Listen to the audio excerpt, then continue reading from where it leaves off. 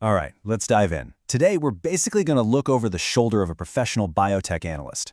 We've gotten our hands on the Q1 2026 strategy report from BioMed Nexus, and trust me, this is more than just a forecast. It's pretty much a playbook for how to navigate one of the most complex industries on the entire planet. So here's the big question, right?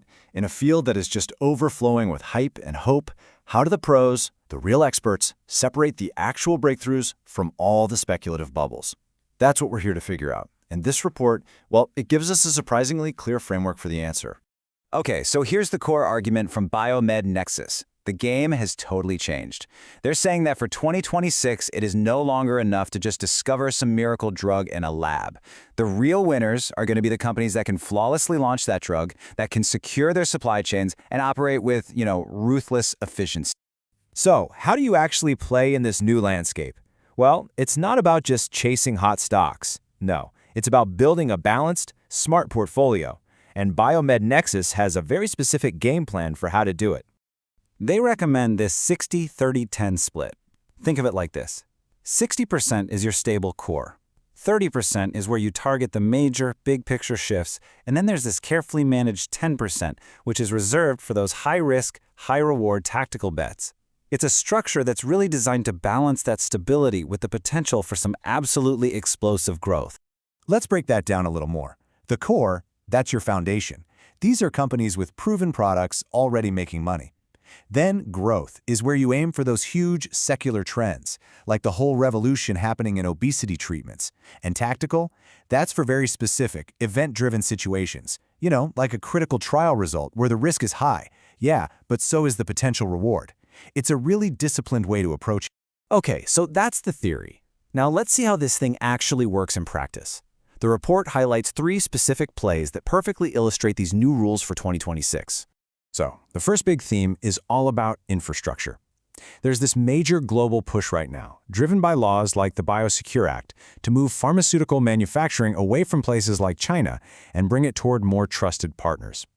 And that creates a huge opportunity for the companies who provide those manufacturing services.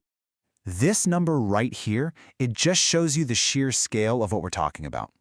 The report points to Samsung Biologics, with its absolutely staggering 620,000 liters of manufacturing capacity. As these supply chains shift, a giant like Samsung is just perfectly positioned to capture billions in new business. They're basically set to become a cornerstone of this new secure infrastructure. The second key theme brings us right back to that idea of execution. The report makes this crystal clear. Having an approved drug is just the starting line. The real test is successfully launching it into a crowded, competitive market. And for this, they use Cytokinetics as their prime example. See, Cytokinetics is launching a new heart drug called Mycorrhiza, but it's got an edge. It's potentially easier to dose, might require less patient monitoring, and it's backed by a brand new sales team. Now, these aren't flashy scientific breakthroughs. They're the practical commercial advantages that can end up winning huge market share. And finally, we get to the high-stakes play. This is where you really see that tactical part of the portfolio in action. The report focuses on a company called Viking Therapeutics, a smaller player that is daring to challenge the giants in the absolutely massive market for obesity drugs. So what's Viking's secret weapon? It's simple, really. Convenience. The current blockbuster obesity drugs are all weekly injections. Viking is developing a daily pill. For the millions of people out there who hate needles, that is a total game changer. It's a powerful bet that convenience will win. This slide just captures the whole high-stakes nature of this investment perfectly. The report says that positive trial data could send the stock soaring to over $100. But if it fails, it could plummet down to $30. It's a pretty stark reminder of why these high-risk bets have to be sized very, very carefully. Look, a great strategy is completely useless without disciplined risk management.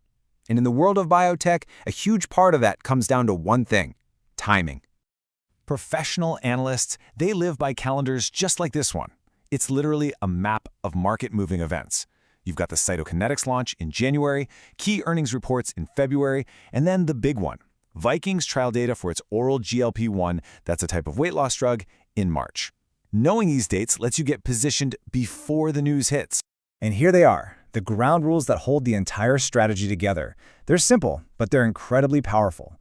Don't let any single company get over 10% of your portfolio. Keep those risky bets small. Use stop losses to automatically sell if things go south, and always keep some cash ready for the next opportunity. It's all about taking emotion out of the equation and just sticking to the plan. So, when you put this all together, the portfolio structure, these big thematic plays, and this incredibly disciplined risk management, what's the ultimate takeaway here? I think this quote from the report just sums it up perfectly. The ultimate advantage in 2026 isn't going to come from pure speculative science. It's going to come from the gritty, real-world business of launching products, securing supply chains, and making medicine more convenient for people. It's a focus on practical application over abstract potential. So the principles in this report, they really extend far beyond just biotech, don't they? In a world of constant disruption, maybe the ultimate advantage isn't trying to predict the future, but just having a clear, disciplined strategy to navigate it, no matter what it decides to throw at you. So let me leave you with this.